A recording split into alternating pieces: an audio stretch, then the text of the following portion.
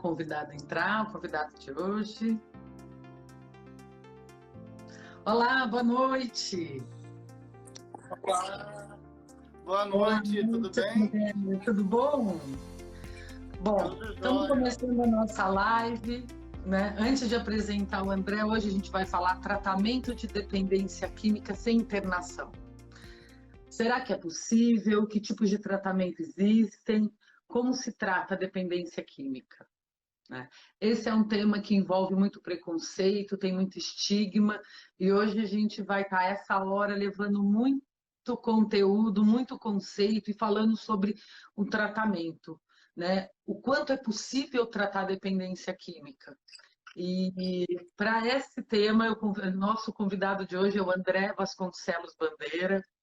Ele é pós-graduado em assistência a usuários de álcool e drogas pelo Instituto de Psiquiatria da Universidade Federal do Rio de Janeiro. Ele tem uma larga experiência em ambulatório, hospital-dia, em clínica de internação. Hoje ele é o nosso psicólogo do ambulatório da unidade de Tatuapé e do hospital-dia da unidade de Tatuapé. Seja bem-vindo, André. Muito obrigado. Prazer estar aqui para a gente ter esse bate-papo, que é um bate-papo que a gente tem com frequência, né, Priscila? Exato. Mas agora Agora a gente está convidando outras pessoas para participarem, né? Sim, Que eu bacana, acho que estou vendo gente que nem é do meio, né, da psicologia, então vai ser bem bacana. Bacana. Vamos levar muito conteúdo tanto para profissionais quanto para pacientes, né? Vamos ampliar essa visão sobre esse tema que é tão importante. Eu sou Priscila, sou psicóloga, hoje estou na diretoria da Clínica Prisma, faço a supervisão dos hospitais dias da Clínica Prisma, estou aí já na Clínica Prisma já tem mais de 12 anos. Então, uma larga experiência nesse tratamento que é tão importante para esse público. Para começar, né, eu acho que tem uma parte da história que é importante a gente falar para as pessoas, né? Fundamentar um pouco quando se começou a entender sobre dependência química na história, quando que as pessoas começaram a falar sobre dependência, como que veio ao longo dos séculos essa questão do uso da droga, né? Eu acho que é bacana a gente começar. Pois é importante contextualizar isso e a gente pensar que o uso de drogas sempre existiu, né? Desde do homem das cavernas já existia plantas com substâncias psicoativas. Esse uso começou, de um modo geral, muito mais em rituais religiosos. Isso foi assim até a Idade Média, basicamente, né? Enfim, a Igreja Católica, principalmente, começou a condenar esse uso de plantas medicinais para o tratamento de sintomas físicos, inicialmente, porque tinha essa ideia de que qualquer dor, qualquer moléstia que você tivesse, era um desígnio divino. Então, você deveria aceitar aquilo, né? E o povo continuou usando, né? Porque a gente busca, é natural do ser humano, a gente busca o alívio da dor, do desprazer, não só dos sintomas psíquicos, mas da dor física mesmo. E mais tarde, quando a gente, lá para o século XVII, XVIII, que a medicina começou a ganhar uma visão mais importante, mais cartesiana, começou a ver a dependência química, o uso de substâncias, como alguma coisa, saiu daquele período da Idade Média, né, e voltamos a enxergar como alguma coisa para aliviar a dor, para alívio de sintoma, para tratar, mas ainda não buscando tanto o prazer. O prazer sempre foi um pouco condenado, né? E a gente, nos últimos 200 anos, mais ou menos, a gente começou a enxergar o uso de substâncias como alguma coisa que deveria ser tratado. Dentro desse modelo de tratamento, muita coisa avançou nesses últimos séculos, né? Era uma visão assim bastante excludente, muito moralista do uso de substâncias, era escondido, era um tabu. E hoje em dia isso vem mudando muito. A gente encara como um problema que já não é só do modelo biomédico, né? A gente entende a dependência química hoje no modelo biopsicossocial, que é indissociável né? Tem a parte biológica, a parte orgânica, tem a parte psíquica e tem a parte social, tem um contexto social que o sujeito está inserido. A dependência química hoje, a gente entende, nesse modelo biopsicossocial, como uma dificuldade do sujeito com o uso daquela substância ou daquelas substâncias. Quando aquela relação entre o sujeito e a substância começa a apresentar problema, começa a ser desadaptativa. A partir da Revolução Industrial, que a gente começou a povoar muito mais as cidades, a gente foi vendo que isso atrapalhava também no modelo econômico, né? O sujeito intoxicado não conseguia produzir. E aí, quando mexe no bolso, desde sempre, né, vira uma questão importante, vira econômica, política e biopsicossocial também. Sim, bacana. É interessante porque veio ao longo dos séculos e sempre carregado de muito preconceito o usuário, né? Muito estigma ainda hoje a gente vê, né? Ah, porque o fulano Sim. é cracudo, o fulano é alcoólatra, que nem se fala mais. Fulano é pinguço. Tem apelidos muito pejorativos para o uso de substâncias, né? A gente entende como fraqueza ainda na nossa sociedade. Isso vem... A gente vê muita mudança porque a gente está dentro do meio.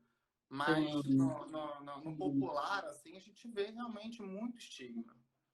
Sim, né? Aqui não tem força de vontade. Exatamente. A gente vê o paciente chegando até a gente, o familiar, com esse discurso, né? Super pejorativo, autodepreciativo, né? Dizendo que eu sou fraco, eu não tenho força de vontade, né? Eu sou safado, eu exploro minha família. Né? Exato. Então, assim, Quando o paciente... Pode Diga. falar. Não, Não, eu só ia comentar... vem... Diga. Esse estigma ainda vem acompanhado também, ainda hoje, de uma bagagem religiosa muito importante, né? Mais tarde, quando a gente for falar aí de alguns modelos de tratamento, ainda tem alguns modelos que se apoiam em alguns pilares religiosos que têm um viés muito moralista e que reforça esse estigma do dependente químico. Sim. Eu só ia comentar o quanto que esse estigma ainda hoje, né, ele impede muitas pessoas de buscarem ajuda, né, para não simplesmente para não chegar no seu trabalho e ter esse diagnóstico e as pessoas de repente descobrirem que ele tem um problema. Então, muitas vezes chega para o tratamento quando já está bem, quando o paciente já está com muito prejuízo, quando ele já tem muita comorbidade, né, quando ele já tem algumas questões importantes para serem tratadas, né? Então, acho que esse é a importância da gente bater na tecla, falar bastante sobre dependência química e o quanto existem vários tipos de tratamento e tratamentos eficazes que não precisa da internação, né? Você não precisa internar.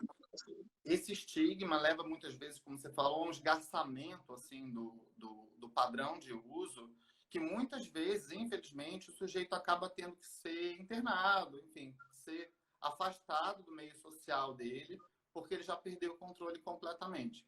Né? O padrão de uso chegou num padrão dependente. Né? É importante a gente entender que nem todo usuário de droga é um dependente químico. Né? Existem várias... Isso é bacana. Isso é bacana, né? Então, acho que agora, né, para a gente inserir um pouco nesse tema, vamos elucidar um pouquinho essa questão dos padrões de uso, né? Sim. A gente tem o padrão recreativo, que a maioria das pessoas faz, desde um happy hour ao sujeito que fuma maconha esporadicamente, é outro que usa cocaína, que fuma um cigarro, que come alguma coisa, porque também não é só droga, nem lícita nem ilícita. Né? O padrão compulsivo ele pode se apresentar de diversas formas. Então, tem o uso recreativo, tem o uso nocivo, que é quando o sujeito começa a ter problemas com o uso de substâncias. Né? Ele se envolve num acidente, ele começa a ter um problema clínico, um problema no trabalho, um problema familiar. E tem o padrão de dependência mesmo, que a gente começa a ver uma tolerância ao uso da substância, né? Precisa de uma quantidade cada vez maior de droga ou da substância que for para ter aquele mesmo efeito, né? E a síndrome de abstinência também aparece como critério para a dependência química, né? Quando o sujeito se vê impossibilitado de usar, ou usar numa quantidade muito menor do que ele está acostumado, ele apresenta sintomas clínicos, ele apresenta sintomas psíquicos importantes, alterações de humor, e aí a gente consegue ver esse padrão de dependência. Muitas vezes precisa ir de um tratamento até medicamentoso em conjunto, na maioria das vezes. E muitas vezes ele acaba também, né, quando você vai avaliar, você acaba avaliando a questão do repertório dele social, que acaba diminuindo, né? Ele acaba deixando de fazer coisas por conta do uso. Sim. O repertório realmente vai diminuindo muito. Conforme ele vai alargando esse uso, é muito comum, é muito possível que o repertório social dele diminua, né? Eu começo a andar com um grupo que faz isso, né, que usa aquela substância, no lugar que se usa aquela substância, eu vou fechando cada vez mais, eu vou fechando cada vez mais o meu círculo social, né? E vou apresentando problema também, porque isso vai me afastando do meu meio familiar, do meu meio de amigos. Eu começo a ter um nível de abstenção no trabalho cada vez maior, né? Isso aí vai trazendo problema social também, importante. Aí começa a ter perda financeira, aí bate o carro, aí começa a ter um problema clínico. Sim, bacana. É isso mesmo, né? O pessoal está comentando, colocando algumas Ai, não estou coisas, nem então, conseguindo ler. pois é, eu tento fazer as duas coisas ao mesmo tempo. Então, conforme for passando, se tiver alguma coisa importante, se tiver alguma pergunta, eu paro, a gente tenta também responder as questões ou fazer alguma colocação que alguém quiser colocar, tá, pessoal? Pode interagir com a gente também, porque é importante, às vezes, tirar dúvida. Teve uma pessoa que colocou, agora não lembro o nome dela que ela colocou, mas ela pediu, deixa essa live, A Vanessa. Vanessa, deixa essa live salva, vou deixar. Essa live vai ficar salva logo em seguida, porque são conteúdos que às vezes a gente precisa passar para o outro. Esse conteúdo é para família, é para amigo, é para colega de trabalho, é para todo mundo que vocês Sim. possam levar esse conteúdo para ajudar. Isso é ótimo, viu, Priscila? Não só ser um conteúdo para a gente já está meio que careca de saber disso tudo. Mas é importante que dentro desse meio virtual que a gente tem aí no Instagram, a gente tem uma comunidade aí só da Prisma de, sei lá, 2.000 e poucas pessoas, mais os meus que eu estou vendo aí também. Então são pessoas que não são do meio e muitas vezes precisam dessa informação, tem algum parente, algum amigo, ou ela mesma. Sim, Então é sim, importante a gente bacana. falar disso para um público leigo também. É importante Também. que fale sobre dependência química, os padrões de uso, né, os modelos de tratamento que a gente vai falar mais na frente. Sim, sim, bacana. Aqui tem uma outra pessoa colocando aqui, Bílio. Ele está falando como que a gente pode ajudar uma pessoa no trabalho, no ambiente de trabalho. A gente, como colega, Enquanto colega, acho que ela quer dizer, um colega de trabalho. muitas empresas hoje têm um departamento de recursos humanos bastante eficaz e um departamento de medicina do trabalho também.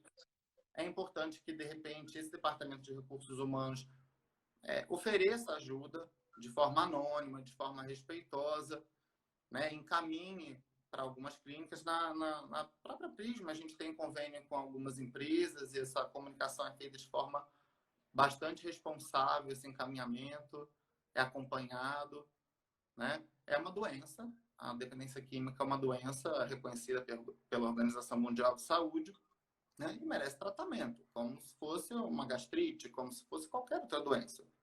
É uma doença, como a gente falou, acompanhada de muitos mitos, de muito estigma, né? E se a gente tem um colega de trabalho que a gente está vendo que está começando a ter prejuízo, que está começando, de repente, a cair de rendimento, obviamente, se tiver intimidade, é legal que se dê esse toque e fale o que está acontecendo, fale o que você está vendo. Muitas vezes o sujeito, a gente vê ele numa pré-contemplação, assim, né, que ele ainda não contempla a ideia de ser um dependente químico ou um usuário nocivo. Ele não vê ainda problema naquilo, ele não está conseguindo enxergar, né? Como eu estava falando no início, normalmente o uso de droga, ele vem por duas vias, né? A busca de prazer e alívio de desprazer, seja ele físico ou psíquico, né? O sujeito ele ainda está ali numa situação que ele está conseguindo esse objetivo, né? Ele está em negação, como a gente diz no popular. Ele não está vendo, não adianta chegar para ele, olha, você é um dependente químico, você está com problema, é preciso que você acolha. Se você for um colega muito próximo dele, você pode falar, olha, eu indico que você vá procurar ajuda, você está vendo o que está acontecendo, você está vendo que você está agressivo, que você está caindo de rendimento. Mas, olha, eu te dizer, é muito difícil você apontar isso para um colega de trabalho, viu? Se você não tiver muita intimidade. É complicado, né? É mais Porque, fácil quando ele afeta o meio ambiente dele, que é muito comum, né? Se eu trabalho ali numa equipe e o meu padrão de uso, seja lá do que for, começa a afetar o entorno, talvez esse colega fique mais à vontade para chegar e dar um toque, porque ele também está sendo afetado, né? uhum, sim, eu acho que você falou uma coisa importante. Se tem um aspecto positivo, se é que se pode falar isso, é que com a pandemia, as empresas estão com um olhar muito voltado para a saúde mental, né? E Uhum. isso é muito importante. Então, as empresas têm investido em setores dentro da própria empresa que cuidam dessa parte do colaborador. Então, ter um local onde você vá, onde tem pessoas que estão preparadas para lidar com esse tipo de problema, você que está vivenciando na empresa, é um caminho bacana, né? Porque a dependência ela envolve vários aspectos. A gente estava falando do padrão de uso, e esse padrão de uso, muitas vezes, pode ser um abusador, não necessariamente um dependente, né? Sim. Que o abusador também, ele também acaba tendo alguns prejuízos, né? Mas é um pouco diferente. Então, tem uma série de coisas que a gente pode ir falando aí, né, André? O abusador, normalmente a gente vê no nosso convívio como aquela pessoa que passa do ponto, né? Que não está conseguindo usar a substância de uma maneira socialmente aceita. É aquela pessoa que constantemente bebe um pouco a mais, cheira um pouco a mais, fuma um pouco a mais, né? E começa a ter algum tipo de prejuízo, fica um pouco mais agressivo, sai do tom, né? Esse é o usuário abusivo. Ele começa a fazer um uso de uma quantidade de vezes um pouco maior, um pouco mais inadequado do que o entorno dele. E aí tem a Vanessa está falando, vocês concordam que o usuário de cocaína não tem sentimentos? Não tem o quê? Sentimentos. Não, claro que tem. Todo ser humano tem sentimento. Né? O usuário de cocaína, muitas vezes, Vanessa, ele está fazendo um uso muito abusivo ou dependente, enfim, nocivo, justamente por conta de não conseguir lidar com os sentimentos dele. Né? Que, aliás, é uma dificuldade nossa, é uma dificuldade humana de lidar com o sentimento. Né? Alguns Sim. têm mais, outros têm menos, e a gente sempre lança mão de algum recurso para isso. Um vai usar cocaína, o outro vai comer, o outro vai tomar uma garrafa de vinho. Né? Cada um vai buscar aí, dentro do que é possível para si, outro vai fazer terapia, outro vai conseguir falar. Né? Esse seria o mundo ideal. Né? Mas, claro que ele tem sentimento e sim, e provavelmente uma grande dificuldade de lidar com eles. Isso, exatamente.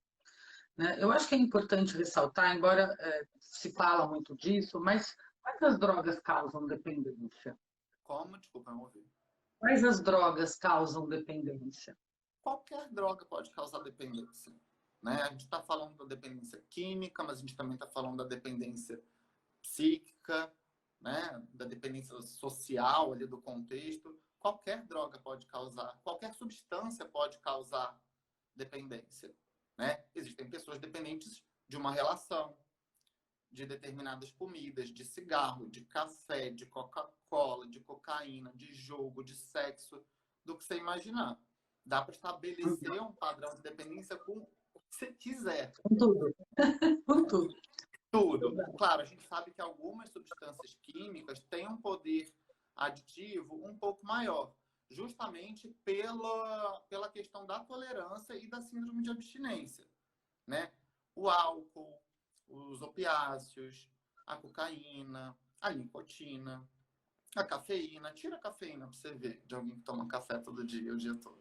Exato. Né? Vai Vai dar dar dor de abstinência, cabeça, vai certeza. dar irritação, vai dar piriri, vai dar um monte de coisa. Né? O sujeito vai ficar agitado. Sim. Tem uma pergunta aqui, que é: vocês acreditam, pela experiência de vocês, que o uso de uma droga leva a outra? Olha, provavelmente sim. Quando eu abro um canal de uso, é muito comum que naquele meio surjam outras substâncias, surja a oferta de outras substâncias. Né? Se eu estou ali num grupo que está todo mundo usando algum tipo de droga, é comum que a gente queira um efeito, às vezes, maior. Né? E isso acontece com tudo. Né? Gera uma questão compulsiva, porque a gente quer um efeito mais forte, a gente quer ele mais potencializado. Sem cafeína eu não resisto. Eu gostei. Eu também não, eu também. Eu também não. Eu até esqueci, eu ia trazer uma xicrinha de café para ficar igual no Jô Soares aqui. Olha, o meu não é Mas, café, mas é um chazinho para mas faz o cafeína. estilinho Jô Soares. Gostei. O que eu estava falando? Ah, tá. Do padrão de uma droga levar a outra. Né? A gente quer um efeito sempre maior, sempre mais potente. Né? Isso acontece com qualquer coisa, que não é só substância. Quer ver uma bobeira, uma coisa do dia a dia que faz a gente ficar compulsivo, você não tomar cuidado? Dinheiro. Né? Você quer mais. Você Tarde, tem sim. 100 mil, você quer 200. Você tem 1 milhão, você quer 2. A gente quer mais. A gente quer porque aquilo dá um efeito na gente. Aquilo altera o nosso comportamento, altera o nosso estado de humor. Então, não é só droga. É importante a gente entender que o padrão compulsivo, o padrão dependente, pode se estender para muitas outras coisas. Quando a gente fala da dependência química especificamente, a gente está falando de uma alteração química, enfim, que tem um efeito psicoativo, né? Mas esse padrão, ele pode servir para várias outras situações. Mas uma droga pode sim levar a outra, se a gente estiver sempre querendo um efeito maior. A gente não sabe o tamanho do nosso buraco, né? A gente tem Exato. vazio, a gente tem sentimentos de desprazer, a gente tem ansiedade, a gente tem angústia. Né? E a gente vai vendo ao longo do tempo que o uso das substâncias, eles não vão exatamente sanar esses problemas. Né? A gente não tampona nosso vazio com substância. A gente sente um alívio no momento, todo mundo sabe, né? Quando a gente come, quando a gente fuma, quando a gente bebe ou qualquer coisa, mas esse vazio torna a aparecer. E a gente vai vendo que aquele padrão de uso vai se tornando ineficaz, a gente vai aumentando. Então, pode sim levar para uma outra substância. Ah, olha, usa isso aqui vai te deixar um efeito mais potencializado por mais horas? Pode sim. Por exemplo, é muito comum uma pessoa começar tomando uma cervejinha, por exemplo, uma cerveja, e depois começa a ir para o destilado quando desenvolve uma dependência, né? Por conta do efeito. Né? O destilado, ele tem um efeito mais rápido e você consegue beber uma maior quantidade. Então, E com perda de qualidade, né? Às vezes o sujeito está lá degustando um uísque, sei lá o quê, e daqui a pouco ele já quer aquele efeito, mas ele precisa de mais quantidade de substância. Ele está num corote já, né? Naqueles... Exato. Um corotinho, aquelas garrafinhas. Porque ele já não tem dinheiro, mas ele tem que tomar uma quantidade de uísque ele não teria como pagar. Sim, então, sim. a gente vai aumentando. A gente quer sempre um efeito maior, mais prolongado. Sim. Aí tem aqui a Bilu. Durante a pandemia, Bianca, vocês viram um padrão pior do abuso de drogas? Como? Durante a pandemia, vocês viram um padrão de piora no uso de drogas? Sim. Piora no padrão de uso geral, assim, não só na quantidade, mas no padrão.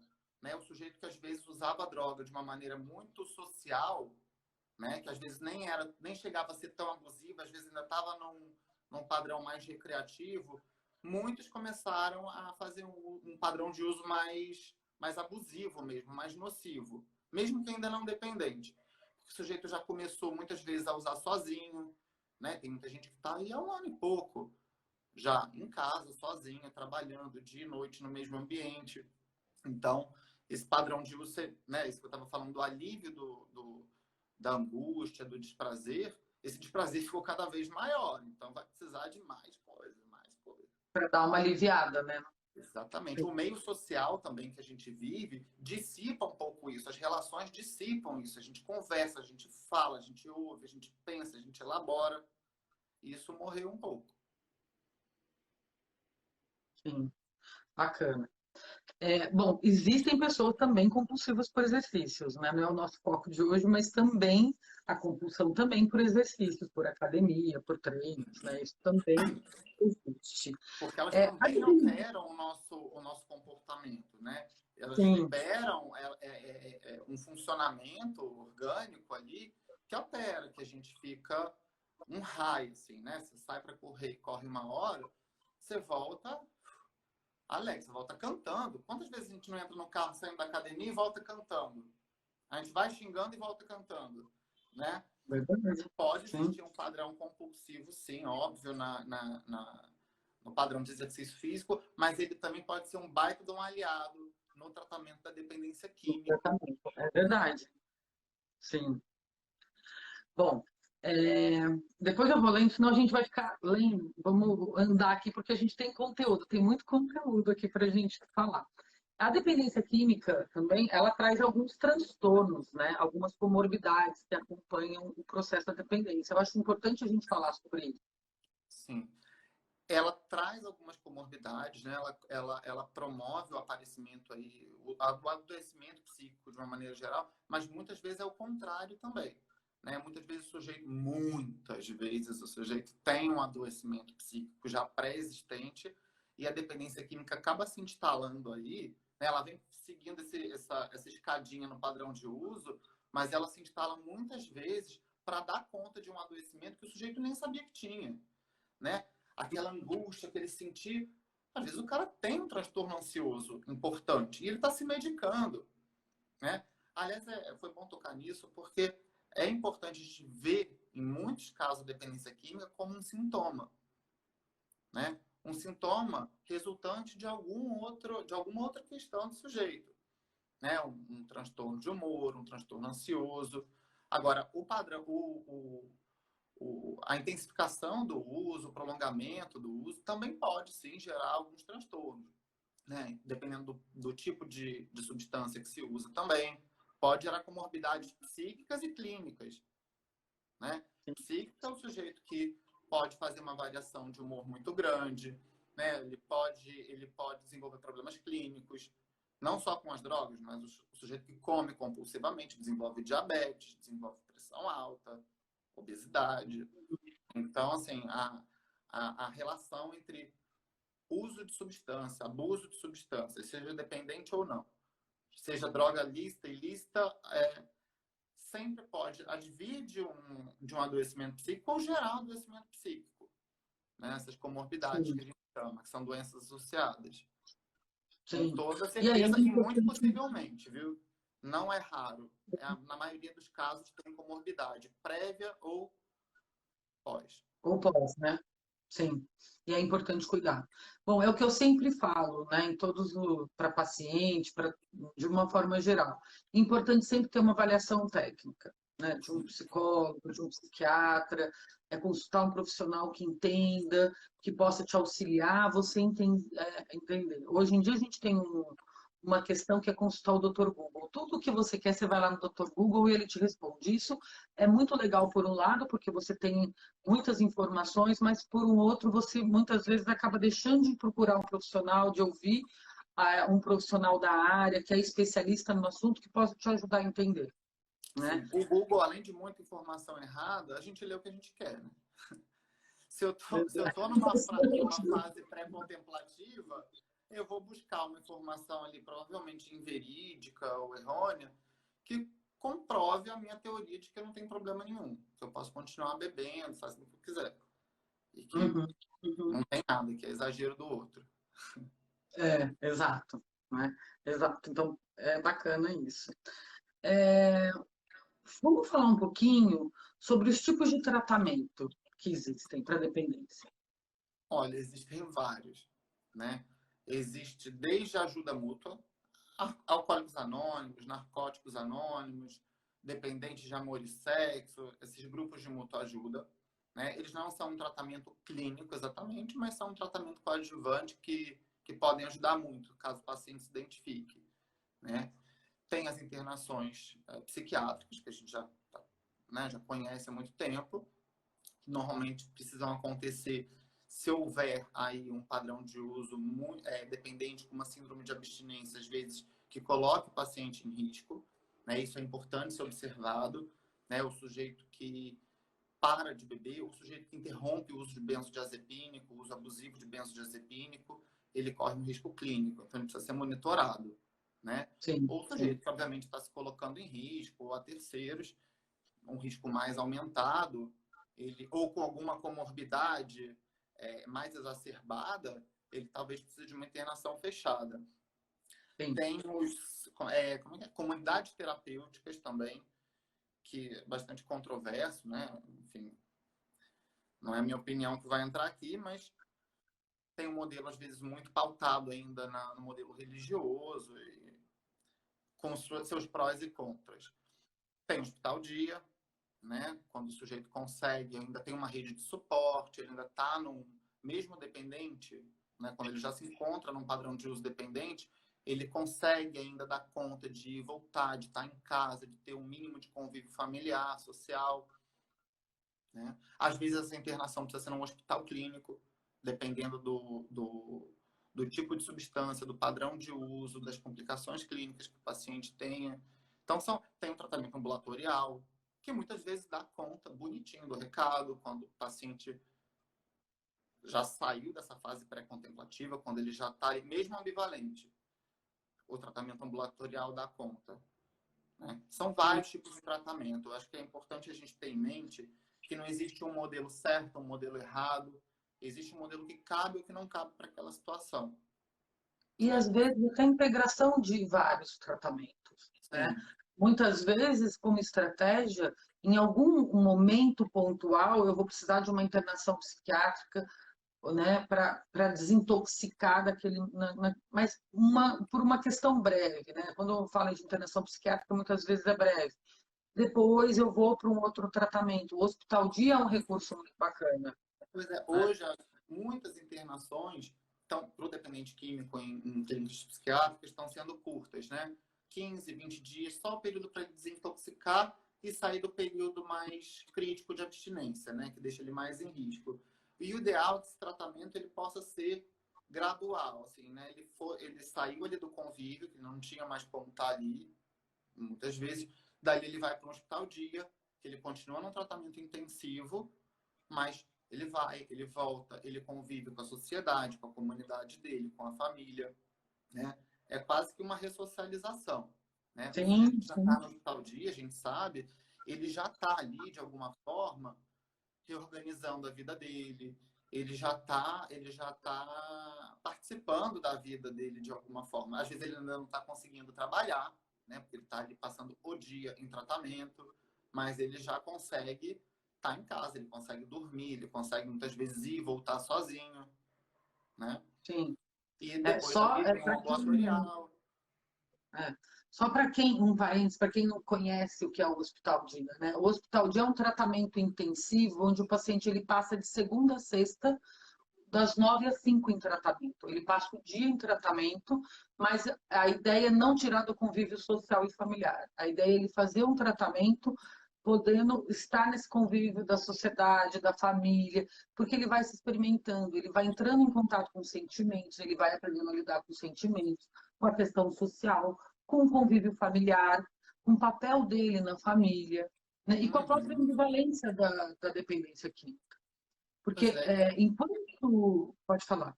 Não, o que eu ia falar é o seguinte, que essa ambivalência da dependência química, ela aparece em vários momentos. Ela aparece principalmente numa fase onde o sujeito já está ali vendo que ele realmente tem algum problema.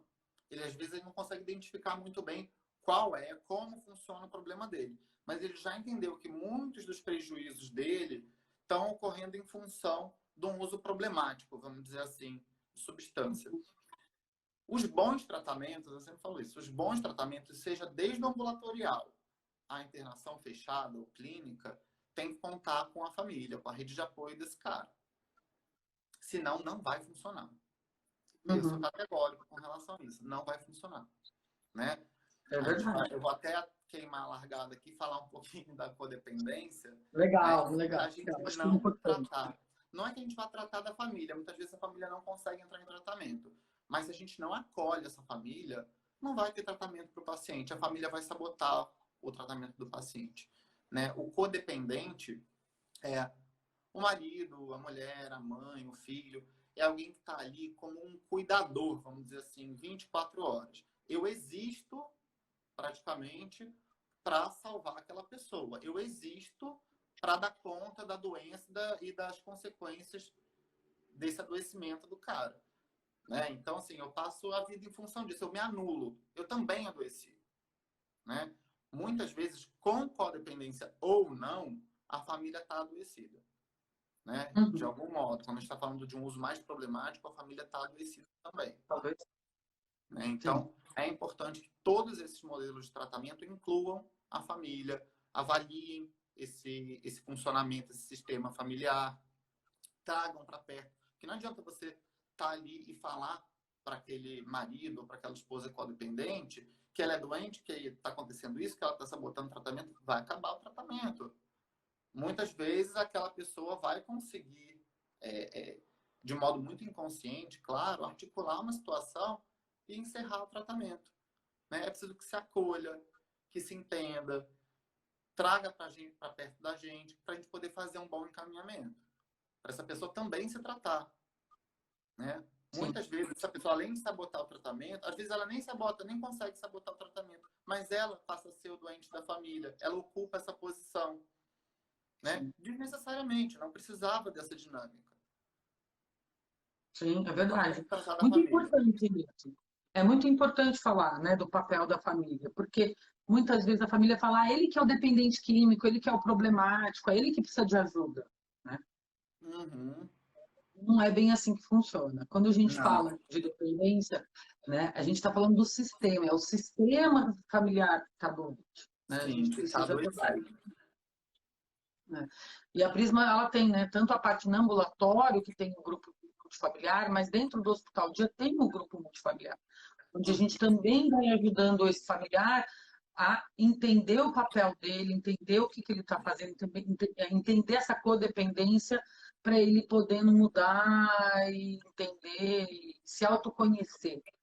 Isso é Na ótimo. verdade, eu acho que E não o é raro grande a gente ver o barato familiar começar a se tratar, né? Seja na própria clínica ou em outra clínica, mas ele começar a entender que ele também tem um padrão ali adoecido, né? E que aquela relação está falida de alguma forma, porque o sujeito para o qual você vivia para tratar já está sendo tratado. Né? Agora vamos começar a olhar para si, vamos tentar se tratar também. Né? Você vai ficar para trás, você vai. Não precisa ter dentro da família um bode expiatório, um sujeito para ser o depositário da doença familiar. Dá para todo mundo se tratar. Né? Tem chance para todo mundo. Cada um no seu quadrado. Exato. Eu ia falar que é um grande barato você ver quando o processo acontece na família, você, né, acaba identificando e eles crescendo juntos, né? Fazendo o tratamento junto. Acho que o tratamento é uma possibilidade enorme de autoconhecimento. O autoconhecimento é que vai dar o direcionamento do seu tratamento, do quanto que você vai evoluir. Né? O profissional, nós profissionais, a gente está ali como instrumento para ajudá-lo a entender e ele se conhecer. Exatamente, a gente faz essa ponte dele com ele mesmo, né? O paciente, independente da fase ali do tratamento que ele esteja, quando ele começa a se engajar um pouco mais, ele se identifica com aquele grupo por meio do sintoma, né? Ah, ele é dependente químico, eu também sou, ou ele é usuário, abusivo, ou ele é só usuário, eu também, né? E com o tratamento, que leva ao autoconhecimento, ele consegue, opa, peraí, eu uso a mesma coisa que ele, eu tenho problemas parecidos, mas eu tenho uma relação muito particular com a droga. A minha relação com a substância, que é a mesma substância dele, é completamente diferente. Né? Eu tenho uma bagagem de vida, tenho um histórico familiar, pessoal, amoroso, completamente diferente do outro. Nessa hora ele começa a entender que ele tem uma relação com a droga que não é só uma relação que está na literatura médica. Ah, cocaína apresenta tal sintoma. Organicamente, sim. mas eu tenho uma visão, eu tenho um significado em torno da cocaína, ou do álcool, ou do sorvete, seja lá o que for, que é só meu, né? E é muito legal quando o paciente ele começa a se enxergar, né? Ele começa a falar do uso dele, do adoecimento, da melhora, de uma forma muito responsabilizada. Aí a gente vê que está fazendo um bom trabalho, sabe? Quando ele começa a falar em primeira pessoa, quando ele começa a ser autoral, Sim, sim, né? Não existe bacana. um tratamento, né, específico. Existe um tratamento em que a instituição, o profissional e o paciente vão se adequando. Não dá para ter um modelo igualzinho para todo mundo, né? Para cada família. Cada um vai ser de um jeito. Isso que é o mais rico no Exato. tratamento, né? De início, aquele sintoma geral. Eu sou usuário, ele também, eu sou dependente, sou isso, aquilo. Mas depois, não. Eu tenho uma história de vida, eu tenho uma relação com a droga, com a abstinência, com a recaída, com o meu padrão de uso, que é completamente diferente do outro. Eu uso por motivos diferentes, mesmo que seja por uma ansiedade. A minha ansiedade se dá de uma forma, por um motivo, o meu gatilho é outro, né? A minha motivação é outra. Ele começa a se ver como um sujeito singular, e não como um dependente químico. É o dependente químico, fulano de tal, filho de Beltrano, né? Ele começa a enxergar na biografia dele aonde aquilo ali desandou, onde aquele padrão de uso ficou doentio. Exato, exato. É. E eu acho que esse tratamento, muitas vezes, quando você faz um tratamento intensivo, é justamente nesse intuito, né? Em algum momento da vida, se eu estou num padrão de dependência onde eu estou tendo muito prejuízo, eu vou precisar parar a minha vida para olhar para ela. Sim.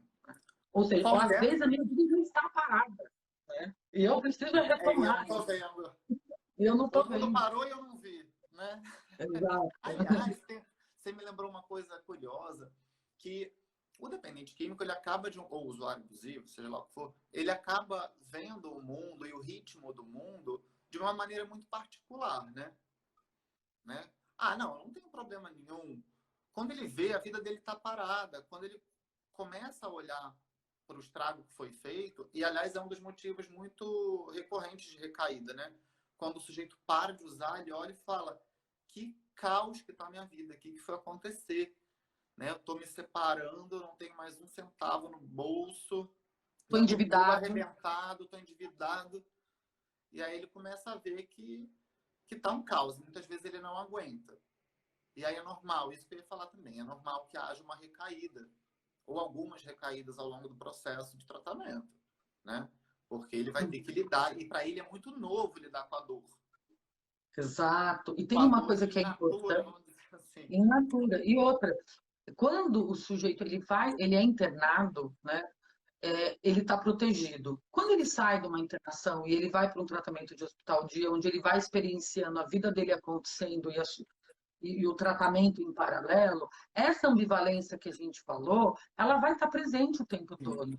Porque vai vai. ter um amigo que vai convidar ele para uma cerveja, para um happy hour, que pode levar ele para outras coisas. Ele vai ter que aprender a lidar com situações que ele não é acostumado, não é verdade? Sim, sim. Eu costumo falar que a gente faz umas propostas meio indecentes, né? Para os nossos pacientes, às vezes. Olha, vamos tirar essa substância que te alivia da dor e te dá prazer e ficar sem ela, né? Mas ele entende dessa maneira. Ele não está vendo que às vezes tem um prejuízo enorme em volta, né? Ele só está vendo que ele vai perder aquele recurso que ele entendeu que funciona. E que funcionou realmente durante um tempo, senão ele não tinha estabelecido uma relação. Isso é legal falar também. Eu acho muito bacana num hospital dia que o paciente está num modelo muito intensivo de cuidado, mas ele está circulando, que ele começa a ter que lidar com isso, né? Aí essa ambivalência ela fica muito marcada. Ah, então eu nunca mais vou numa festa, eu nunca mais vou me divertir. Vai todo mundo pro happy hour e eu vou ficar em casa comendo pizza. Não, Você quer ver uma coisa que talvez me por um fala, tempo. que fala também? Como que eu vou sair com uma menina se eu não posso nem tomar um drink com ela? Como que eu vou paquerar? Exatamente. Como é que eu vou paquerar? E às vezes o buraco é mais embaixo, né? Como é que eu vou ter uma relação sexual? Eu tenho vergonha do meu corpo, eu não vou tirar a roupa se eu não estiver alterado, eu não consigo expressar sentimentos se eu não estiver também, né, num estado alterado, né? Exato. A condução da vida amorosa, afetiva, sexual do ser humano não é nada fácil também, né? Para nenhum de nós, né? Mas o dependente químico, ele entendeu que tem um recurso ali que funcionou. Ele acaba se apegando àquilo, né? Acaba se entremeando tanto com práticas do dia a dia, com práticas que até são saudáveis, que ele já não consegue estabelecer essas práticas saudáveis sem o uso da substância. Ele atrela muito ao uso da substância. Sim, verdade. E muitas vezes esse tratamento, a boa notícia do tratamento da dependência química é que existem casos de sucesso. Existem casos de sucesso que pessoas que ficam abstinentes conseguem. Mas é um processo, né? É um Sim. processo, não existe uma cura, não é verdade? Acho que é legal falar disso, né, André? Essa questão do conceito de cura, ou de eu não conseguir, ou aquela estatística que todo mundo fala, só 2% conseguem ficar abstinentes, né? Acho que são tabus também que a gente pode falar. Assim, tem milhões de tabus, né? Essa da recaída é uma delas, né? O que é ficar? O que é cura? É o sujeito nunca mais usar droga, né? É ele não usar aquela droga, né? Porque ele pode deslocar o padrão compulsivo dele para outra situação, né? A gente vê, por exemplo, com muita frequência o sujeito bariátrico, né? Que fez cirurgia bariátrica, fazer abuso de álcool ou fazer um abuso de jogo ou de droga, né? Se a gente não tratar daqui, dentro do modelo psíquico, o que faz o sujeito buscar alguma coisa para ele, de fora para ele, ele vai ficar deslocando. Então, talvez o sucesso do tratamento não é o sujeito cocainômano só parar de usar cocaína. É ele entender que ele tem uma compulsão, é como se fosse um bichinho, um vírus que está ali dentro dele, inativo, né? Está ali não detectável, tá pequenininho, mas ele tem que cuidar para se manter assim, senão ele vai deslocar, né? É muito comum, é quase certo que vai haver recaída durante o processo de tratamento, né? Principalmente no início. O ideal é que essas recaídas se espassem, que elas tenham uma intensidade menor, que elas não coloquem o paciente tanto em risco. Ah, eu tive uma recaída, eu volto para estaca zero? Óbvio que não, né? Você está se tratando há meses, há anos, né? Ficou abstinente X tempo, como é que você vai voltar a estaca zero? Né? Uma recaída é diferente da outra também. É importante o paciente entender isso, até para não abandonar o tratamento. Pô, tá, recaí. O que aconteceu? O que houve? Que gatilho aconteceu? O que isso me fez sentir? O que isso me fez pensar? Como é que esse combo de sentimento e de pensamento me levou para essa ação? Né? Será que eu recaí no dia que eu cheirei?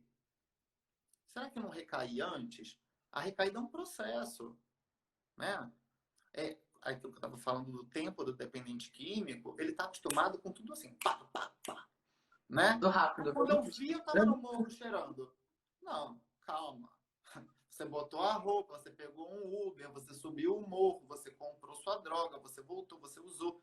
Teve muito processo de decisão, é que você não viu, né? E antes disso acontecer, tem uma recaída emocional. Será que você estava legal? Será que você estava indo para o tratamento direito? Será que suas relações em casa estavam boas? Será que você passou por cima de algum problema que você nem viu? Porque tem gatilhos que são mínimos, né? Um gatilho enorme a gente vê a distância. Ah, morreu minha mãe, morreu meu pai, me separei, perdi o emprego. Tá, mas e os gatilhos pequenos? Eu costumo falar para eles, assim, de um modo geral, para os pacientes, que ninguém tropeça num tronco de árvore. Né? Você não está andando na rua, ai meu Deus, tropecei numa amendoeira de 200 anos. Não dá. Você tropeça numa pedrinha, alguma coisa, uma bobeira que você ouviu na TV, uma discussãozinha que você teve, achou que não foi nada demais, você tem que ficar muito atento ao que você está sentindo. O tratamento, quando você vai se apropriando dele, entendendo quem você é, quais são os seus processos, você consegue identificar com um pouco mais de rapidez o que você está sentindo e o que você está pensando. E já prever um modelo de recaída. Opa, peraí, volta 2 casas. Não estou conseguindo, vou pedir ajuda. Vou aonde eu me trato, na minha instituição, no meu terapeuta, eu vou pedir ajuda. A um familiar, a um colega, a quem for. Né? O paciente vai entendendo que ele é responsável pela recaída dele. Ele não é culpado, ele é responsável, né, por enxergar o processo de recaída dele. Isso é aprendizado.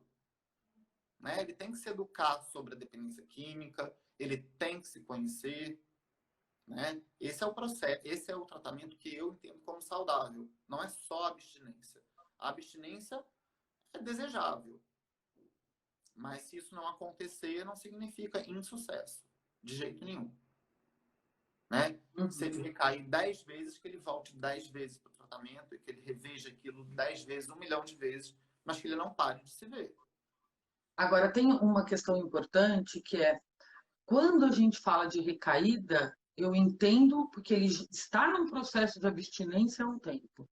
E existe o processo de recaída que acontece quando eu estou me tratando, mas existe aquele que não consegue ficar abstinente por todas essas questões que a gente está falando. Então, assim, eu estou recaindo toda semana. Não, você não está recaindo, você não está conseguindo ficar abstinente, é diferente.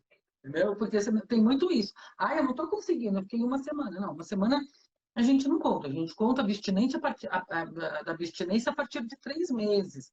Fiquei 3 meses abstinente, tive recaídas, ok. Né? A gente está tratando. Agora, se eu estou toda semana usando, toda semana fazendo no mesmo padrão, não consegui entrar em abstinência. Então, é outro foco. Né? Eu acho que nesse ponto, o tratamento em grupo para dependência química, seja em ambulatório, hospital de internação, o que for, ele é muito bacana porque tem paciente, às vezes, em vários estágios ali do tratamento, né? E fala, não, peraí, calma aí. Você não está recaindo, você está recaído. É completamente diferente. E tá tudo certo, mas vamos olhar para isso de outra forma. Você não fica bem todo dia até as 19 horas e recai. Não é uma coisa, não é desse jeito que funciona. Você não recai toda sexta. Você está recaído. Né? E às vezes ele ouvir isso de um colega de tratamento, às vezes tem um efeito terapêutico tão grande quanto a gente falando. É Se não verdade. só, porque às vezes ele tem uma relação afetiva com a gente, transferencial, mas ele tem uma identificação com aquele colega. De repente, aquele colega que está ali há muito mais tempo limpo, né? Que mantém ele ali, que dá força, com quem ele se identifica. Então, eu acho que o tratamento em grupo para dependente químico tem muito sucesso, muito por conta disso. Ele precisa de identificação. Sim, verdade. Falando em sucesso, você tem algum caso, eu não gosto muito da palavra sucesso, né? Só peguei o gancho aqui, mas na verdade, assim, conta um caso de um paciente que te chamou a atenção, ou que você gostaria de compartilhar com o pessoal aqui. Olha, eu lembro, né, porque é um caso muito emblemático. Ele nem é um caso de sucesso, não, tá? Mas é um caso que me chama muito a atenção. Caso de sucesso a gente vê toda hora, assim, sinceramente, a gente vê bastante. É bem comum. Porque, para mim, o caso de sucesso é isso que eu estou te falando. Né? Do sujeito estar conseguindo falar de si, dele se responsabilizar pelo que pensa, pelo que sente, de conseguir falar em primeira pessoa, né? De forma autoral, assumir o problema dele para ele, né? Se destacar do sintoma familiar. Mas teve uma paciente, assim que eu me formei, lá no Instituto de Psiquiatria, lá da FRJ, era uma moradora de rua, enfim, e ela recorria ao serviço de assistência ao usuário de álcool e outras drogas com muita frequência, né? Normalmente quando estava nas últimas. Era uma paciente com várias comorbidades, clínicas, inclusive, e ela estava numa oficina terapêutica. Eu não lembro se ela era estagiária ou se eu já tinha me formado. E ela estava lá fazendo um trabalho qualquer e ela, enfim, porque queria terminar o trabalho dela naquele dia. Não ia dar, ia ter que ser só na semana seguinte. Aí ela falou assim, eu preciso aprender que o meu prazer vem em conta-gota. Né? Eu não preciso do prazer de uma vez só. Eu achei genial, né? Nossa, genial. Porque ela quer tudo. A gente tem fome de tudo. Né? A gente quer muito prazer, muita satisfação, a gente não quer dor nenhuma. Né? Você tá toda linda, maravilhosa, vai sair, vai para uma balada. não existe falta de dor. Ai, o dedinho doeu. Ai, tem uma espinha que tá para nada. Sempre tem algum incômodo, né? Tá tudo bem, eu tô feliz, tô aqui nas Maldivas.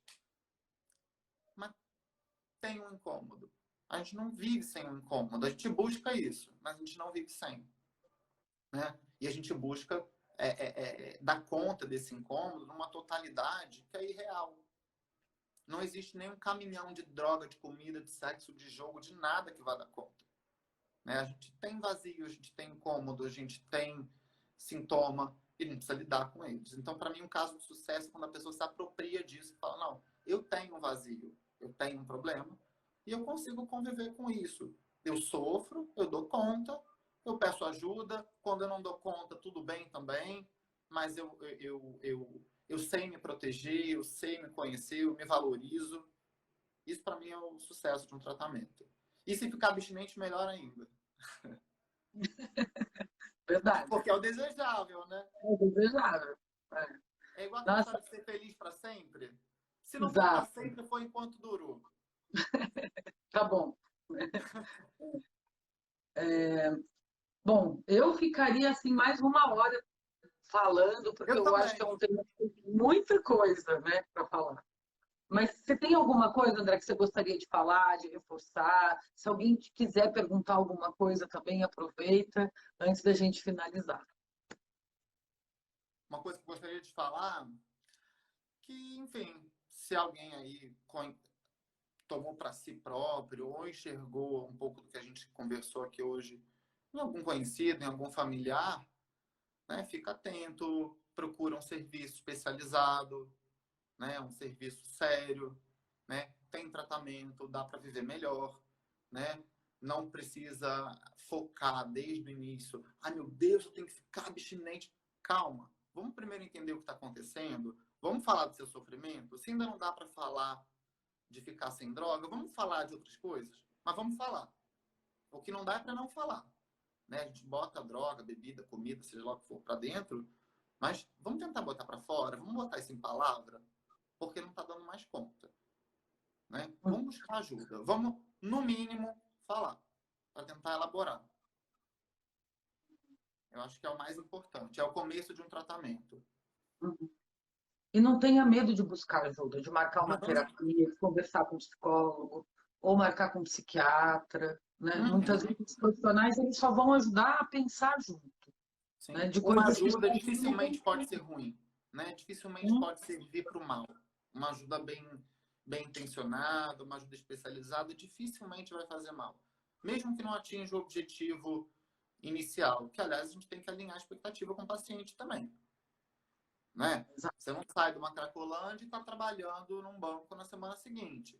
Tem um processo grande aí para ser feito. Calma, eu sei que você quer ser presidente do banco, mas vamos ver se está tudo bem com a sua saúde? Vamos fazer uns exames? Vamos entender o que está acontecendo? Vamos entender por que você está um mês desse jeito? De pouquinho. O tratamento sempre tem que começar do mais fácil. Eu falo muito isso para eles. Vamos de pouquinho. Fica mais fácil. Fica menos angustiante primeiro. É verdade. Né? Bom, gostaria de agradecer a presença do André, a presença de todo mundo que está aqui, que ficou essa hora com a gente. É um tema que a gente pode voltar outras vezes, né? A gente sempre peça no final da live para as pessoas darem sugestões, coloquem sugestões de temas que vocês gostariam de escutar, para a gente poder preparar esse conteúdo e trazer. Né? Travou. Travou? Voltou. Bom, eu espero que a gente tenha respondido ou citado algumas coisas que vocês colocaram. Às vezes vai aparecendo muito rápido, eu não sei se eu olho para o André, se eu falo, se a gente interage, ele também. Então, na medida do possível, eu trouxe, né, o que vocês falaram. Agradeço a participação dos profissionais da Prisma, tem vários que também trabalham com a gente que está aqui. Muito obrigado, vocês são maravilhosos, compõem o nosso tratamento e a gente leva essa ajuda para as pessoas que realmente estão nesse sofrimento, porque a gente sabe o quanto que é sofrido e o quanto que é difícil muitas vezes tomar iniciativa. Né? Exatamente. E a mensagem que eu acho que a gente trouxe, principal e que fica para mim é não desista. Né? É um processo, muitas vezes tem altos e baixos, mas a única questão é não desistir de você, não desista. Porque em 1 hora você consegue. Uma Ó, hora você internação vira a fechada, chave. tal dia, você vê, né? O paciente, eu tô com vergonha, eu tô aqui de novo. Mas vergonha de quê? Você está se tratando, você acha que você está igual há 5 anos atrás, há 2 anos atrás? Né? Calma, tá diferente, você está em tratamento. Eu acho que é isso também, não desistir. É uma doença crônica, o tratamento é crônico. Né? Tem melhora, tem piora. Lembra que eu falei que é um vírusinho? Às vezes ele aumenta de tamanho, aí a gente vai tentando deixar ele no tamanho que ele pode ficar. Exato, exato. Então, é não desistir, procura 1, 2, 3, 10. Existem várias estratégias, né? A Clínica Prisma tem algumas, mas na vida tem outras. O importante é você ter uma rede de contatos e de tratamento para você poder, 1 hora, virar essa chave e conseguir uma melhor qualidade de vida, que eu acho que esse é o objetivo de todo mundo, ter uma qualidade de vida satisfatória. Né? Exatamente. Queria agradecer também o convite, agradecer todo mundo que está mandando mensagem, que está vendo, né? Podem tirar dúvidas, acho que essa live vai ficar salva, né, Pri? Vai ficar salva. E qualquer coisa podem procurar a gente também, que a gente responde. Não consegui ler muito também, porque quem me conhece sabe que eu sou distraído. Se eu começar a ler aqui, eu não escuto mais nada. Eu perco até o meu pensamento. Então, eu queria agradecer a todo mundo que escreveu, que mandou alguma dúvida, alguma sugestão, que a gente vai ler com muito carinho. E agradecer a você pelo convite, a Prisma. É isso aí. Estaremos de volta em breve. Vamos voltar. Tem muito mais coisas Vamos para voltar. falar ainda, viu? Dá para fazer Muita coisa. uma sequência. É bacana. Vamos sim, vamos sim. Tá Gente, ótimo. boa noite e até a próxima. Boa noite, até a próxima. Tchau, tchau.